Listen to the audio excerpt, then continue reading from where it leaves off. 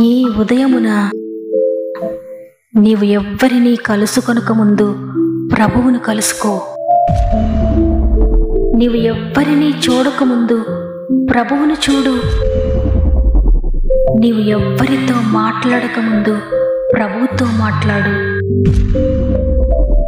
నీవు దేనిని వెదకకముందు ఆయన రాజ్యమును నీతిని వెదకు.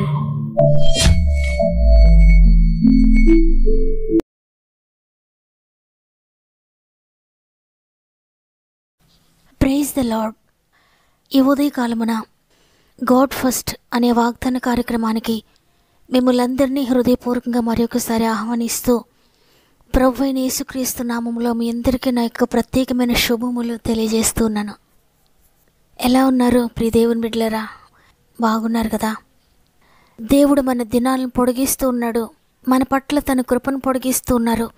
ఆయన కొరకు జీవించాలని, ఆయన కొరకు పని చేయాలని. ఎందుకంటే మన కోసం, మన కుటుంబం కోసం ఈ శరీరానికి సంబంధించిన పనులు ఎన్ని చేసినా అవన్నీ కూడా మనతో పాటు మట్టిలో కలిసిపోతాయి. కానీ దేవుని కొరకు మనం ఏ పని చేసినా అది మాత్రమే చివరి వరకు నిలుస్తుంది. ఈ లోకాన్ని విడిచిన తర్వాత అవి మాత్రమే మనతో పాటు వచ్చేవి.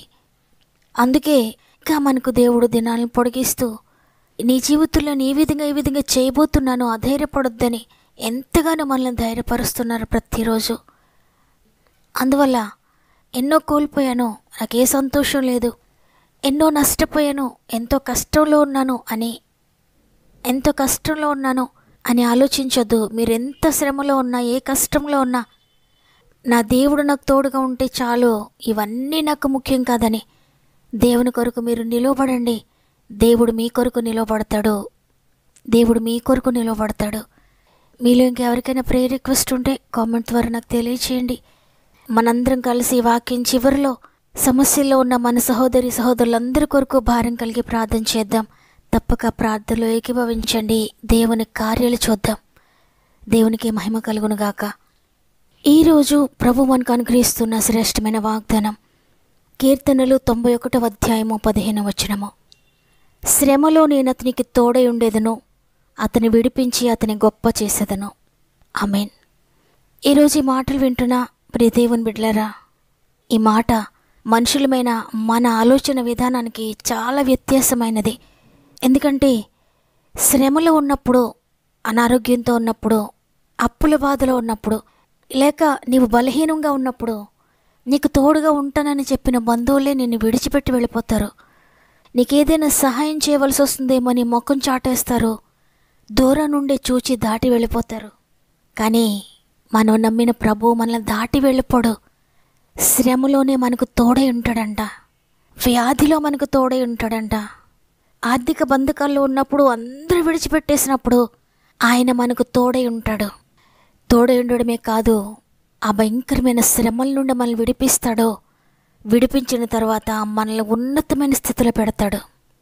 అయితే ఈ యొక్క వచనంలో అతనికి తోడై ఉండేదను, అతని విడిపించేదను, అతని గొప్ప చేసేదనని, అతని అని ఒక వ్యక్తిని గురించి మాట్లాడుతున్నట్టుగా ఉంది మాట. ఆ వ్యక్తి ఎవరిని గురించి దేవుడు మాట్లాడుతున్నాడంటే 91వ అధ్యాయం అంతా మొదటి నుండి మనం చదివితే ఆ వ్యక్తి ఎవరో మనకు తెలిసిపోతుంది. ఒక పర్టికులర్ క్యారెక్టర్ గురించి ఇక్కడ దేవుడు మాట్లాడుతున్నారు. ఈ అధ్యాయంలో ఉన్న ప్రతి ఆశీర్వాదము కూడా అతని కొరకు దేవుడు సిద్ధపరిచినట్లుగా ఇక్కడ వ్రాయబడి ఉంది. ఆ వ్యక్తి ఎవరు అంటే మహోన్నతుని చాటున నివసించేవాడే, సర్వశక్తుని నీడను విశ్రమించేవాడు, ఆయనే నాకు ఆశ్రయము, నా కోట, నేను నమ్ముకుని నా దేవుడని యెహోవాను గూర్చి చెప్పేటువంటి ఆ వ్యక్తి. దేవుని చాటున నివసించేవాడు, ఆయన రెక్కల నీడలో విశ్రమించేవాడు, ఆయనను ఆశ్రయముగా చేసుకున్నవాడు. వారికి ఏ సమస్య వచ్చినా, ఏ శ్రమ వచ్చినా, ఎటువంటి కఠినమైన పరిస్థితులు గుండా వారు వెళ్తూ ఉన్నా వారి జీవితంలో ఓటం అనేది ఉండదు.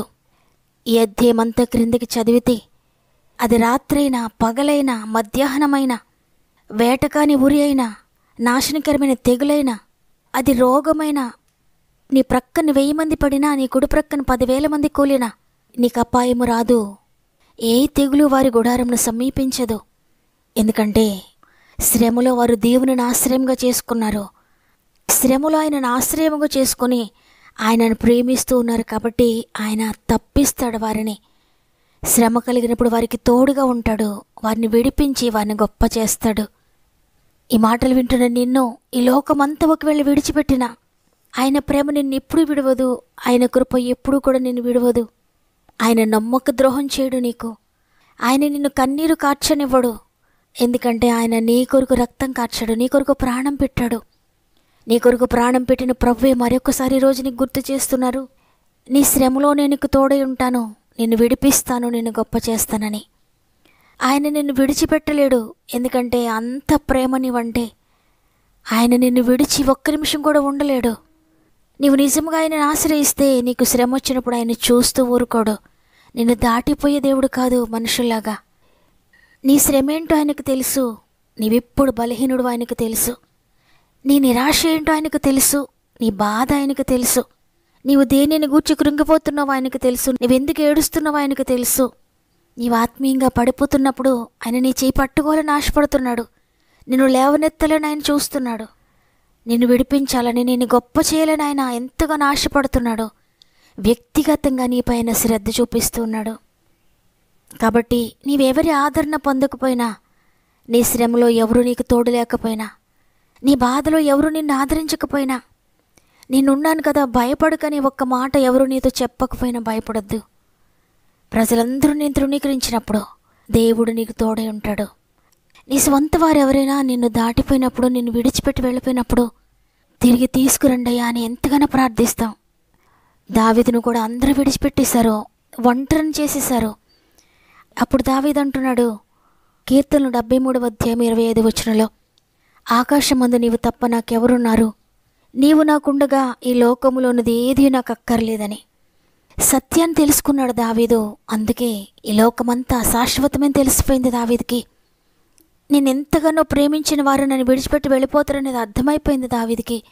అందుకే నీవుండగా ఈ లోకంలోది ఏది కావాలయ్యా, ఈ లోకంలో ఎవరు నాకు కావాలయ్యా, ఆ ప్రేమలన్నీ అశాశ్వతమయ్యా, నీవు నాకుంటే చాలు, నీ ప్రేమ ఉంటే చాలు, నీ తోడుంటే చాలని అని హృదయపూర్వకంగా ప్రార్థిస్తున్నాడు.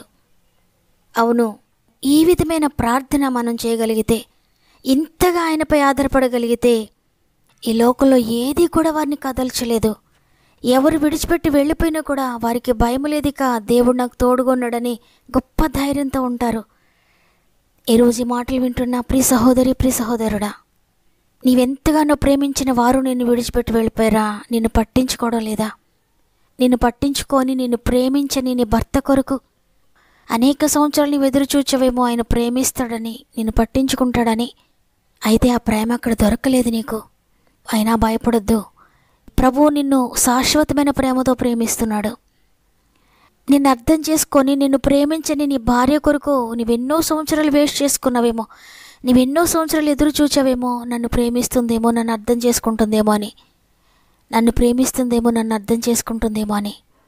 నీ భార్య నేను ప్రేమించినా ప్రేమించకపోయినా నీవు భయపడొద్దు. శాశ్వతమైన ప్రేమతో దేవుడు నిన్ను ప్రేమిస్తున్నాడు. నీవు నాకుండగా ఈ లోకంలోది నాకు ఏది కావాలయ్యా? శ్రమలో నాకు తోడుగా ఉన్నావు, సంతోషంలో నాకు తోడుగా ఉన్నావు, కన్నీరు కారుస్తున్నప్పుడు నాకు తోడుగా ఉన్నావు, అన్నీ కోల్పోయినప్పుడు నాతో ఉన్నావు, అందరూ విడిచినప్పుడు కూడా నాతో ఉన్నావు. నీవు నాకుండగా ఇంకేది వద్దయ్యా. నీవు మాత్రమే పాపం నుండి నన్ను విడిపించగలవు, నీవు మాత్రమే వ్యాధి నుండి నన్ను విడిపించగలవు, నీవు మాత్రమే నా ప్రతి సమస్య నుండి, శోధన నుండి విడిపించగలవు. నన్ను గొప్ప చేయగల శక్తి నీకు మాత్రమే ఉంది. ఈ లోకంలో ఎవ్వరూ కూడా నన్ను గొప్ప చేయలేరు. కాబట్టి నీవు నాకుంటే చాలయ్యా.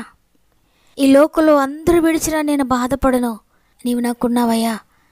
నా ఆనందం నీవే, నా బలము నీవే, నా ఆరోగ్యము నీవే, నా సంపద నీవే, నా ప్రేమ నీవే, నా సమస్తము నీవేనయ్యా అని పూర్తిగా దేవునిపై ఆధారపడు.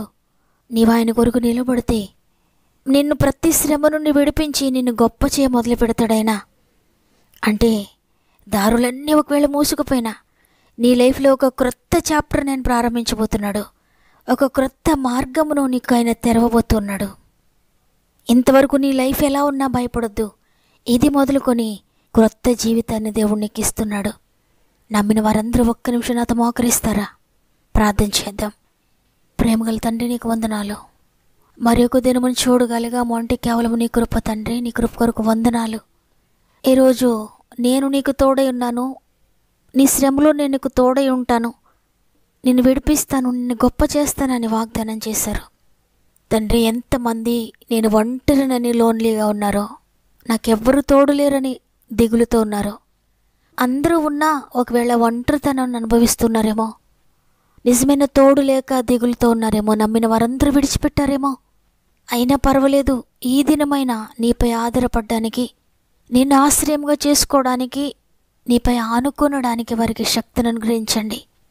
ఆత్మీయ నేత్రాలు తెరవండి తండ్రి. వారి యొక్క ప్రతి శ్రమలో మీరు తోడుగా ఉండండి. వారు ఏ కష్టం గుండా వెళ్తున్నారో వారిని విడిపించండి. వారు ఎక్కడ పడిపోయి ఉన్నారో వారిని గొప్ప చేయండి అయ్యా తండ్రి. పాపంలో భయంకరమైన వ్యసనాలతో పడిపోయిన వారిని లేవనెత్తండి. పాపపు బంధకాల్లో ఉన్న వారిని లేవనెత్తండి. అనారోగ్యాలతో ఉన్న వారిని లేవనెత్తండి.